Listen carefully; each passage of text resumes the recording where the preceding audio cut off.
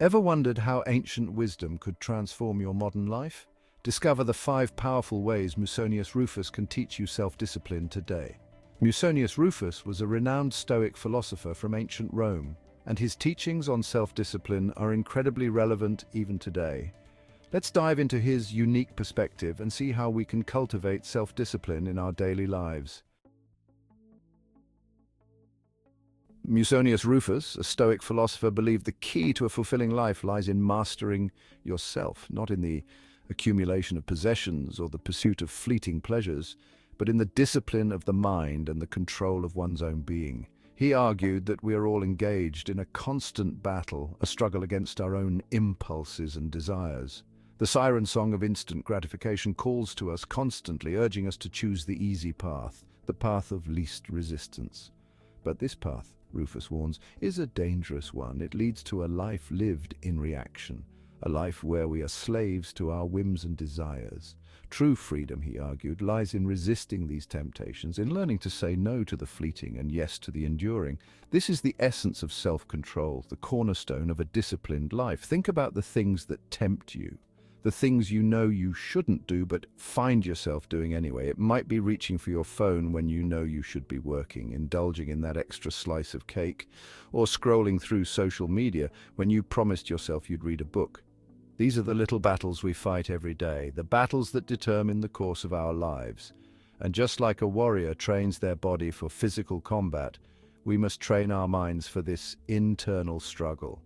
This training begins with awareness. We must first become aware of our impulses, of those moments when desire begins to pull us off course. Pay attention to your thoughts, your feelings, your physical sensations. What triggers these impulses? What are the things you tell yourself to justify giving in? Once we are aware of our patterns, we can start to interrupt them. This is where the real work begins. It's about consciously choosing a different path, a path aligned with our values and goals. It's about delaying gratification, not because we want to deny ourselves pleasure, but because we understand that true satisfaction comes from mastering our impulses, not being ruled by them. This is not to say that we should strive to become emotionless robots. We are humans, after all, capable of experiencing a wide range of emotions.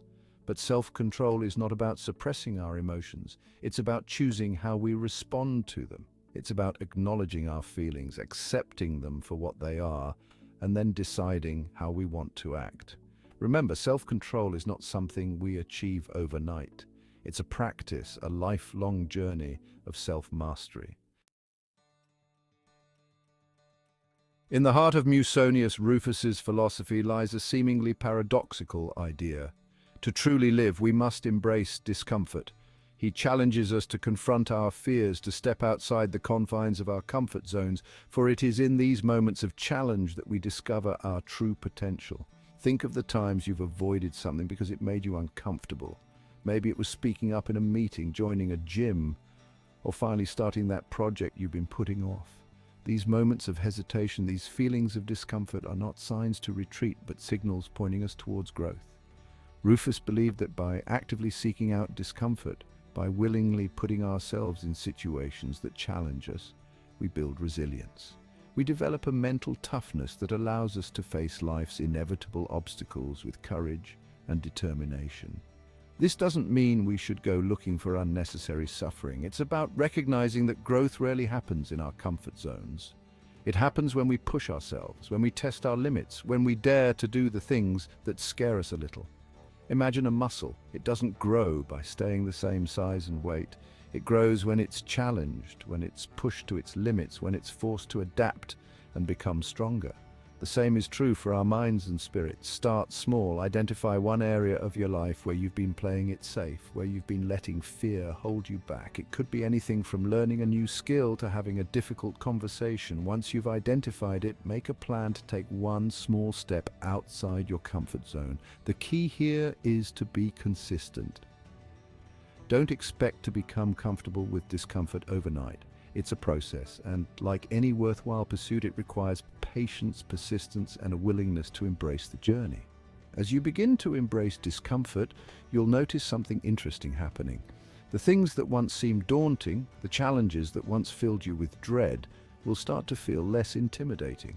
you'll develop a quiet confidence, a knowing that you can handle whatever life throws your way. Remember, the goal is not to become immune to discomfort.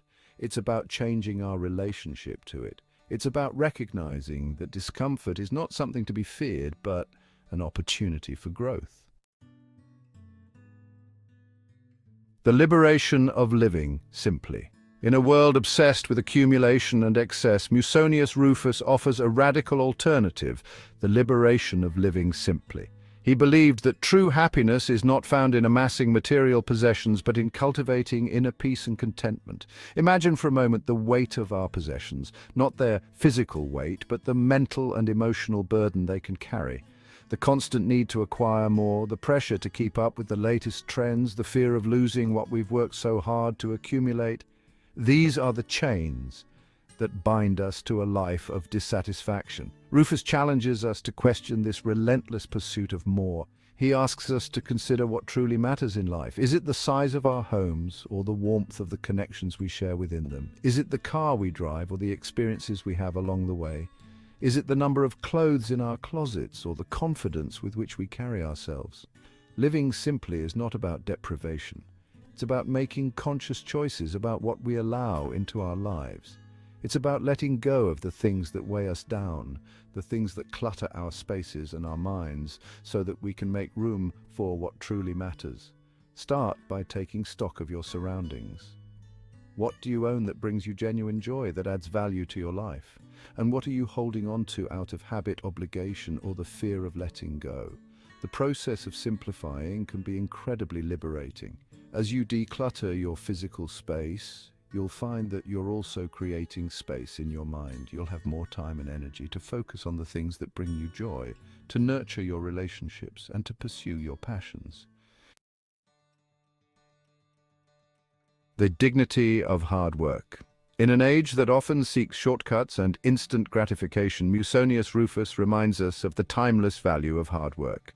He saw hard work not as a burden, but as a fundamental aspect of a meaningful life, a path to developing character, resilience, and a sense of accomplishment. Think about a time when you truly earned something, when you put in the effort, faced the challenges, and emerged victorious on the other side. The sense of pride, the feeling of accomplishment. These are the rewards of hard work. Rufus believed that our efforts, our struggles, our willingness to persevere in the face of adversity are what give our lives meaning and purpose. It's not about seeking comfort or avoiding challenges, but about embracing the effort required to achieve something worthwhile. He argued that it's through hard work that we develop our talents, hone our skills, and realize our full potential. It's through facing and overcoming obstacles that we build resilience, learn from our mistakes, and become stronger, more capable versions of ourselves. This doesn't mean we should glorify overwork or sacrifice our well-being for the sake of productivity. It's about finding joy in the process, in the act of creation, in the pursuit of a goal that is meaningful to us. Identify something you've always wanted to achieve, something that truly excites you but have been putting off. Maybe it's writing a book, starting a business, learning a new language, or mastering a new skill. Whatever it is, break it down into smaller, manageable steps. Start with one small action you can take today, and then another tomorrow. The key is consistency. To keep showing up, even when you don't feel like it, even when progress is slow. The power of self-reflection. In the tapestry of Musonius Rufus's teachings, self-reflection is the thread that weaves everything together. He believed that true self-improvement begins with looking inward, with honestly examining our thoughts, our actions, and our motivations. Imagine your life as a ship sailing across the vast ocean. Without a rudder, without a way to course correct, you'd be at the mercy of the winds and currents, drifting aimlessly without direction. Self-reflection is our rudder. It's the practice of taking a step back from the busyness of life, of creating space for quiet contemplation, to examine the course we're on and make adjustments as needed. Rufus encourages us to ask ourselves difficult questions. Are our actions aligned with our values? Are we making choices that lead us towards our goals, or are we being pulled off course by distractions and fleeting desires? What are our strengths, and how can we leverage them more effectively? What are our weaknesses, and how can we work to improve them? This process of self-reflection is not about self-criticism, it's about approaching ourselves with honesty, compassion, and a desire for growth. It's about recognizing our blind spots, acknowledging our mistakes, and learning from our experiences. Start by incorporating a few minutes of reflection into your daily routine.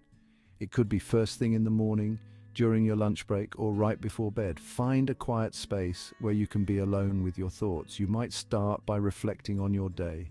What went well? What could have gone better? What did you learn today? What are you grateful for?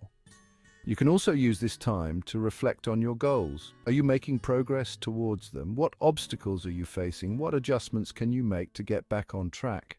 Remember, self-reflection is not a one-time event. It's an ongoing practice, a lifelong journey of self-discovery and growth.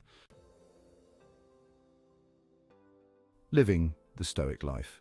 To recap, Musonius Rufus teaches us that self-discipline is essential for achieving our goals and living a fulfilling life. His teachings emphasize self-control, embracing discomfort, living simply, hard work and perseverance, and self-reflection. By applying these principles, we can develop the self-discipline needed to overcome challenges and achieve our goals. Thanks for watching. If you're interested in learning more about Stoic philosophy or self-improvement, be sure to check out some of my other videos on this channel, and I'd love to hear from you. How do you plan to apply Musonius Rufus's teachings on self-discipline in your own life? Let me know in the comments below. Don't forget to subscribe for more content on personal growth and well-being.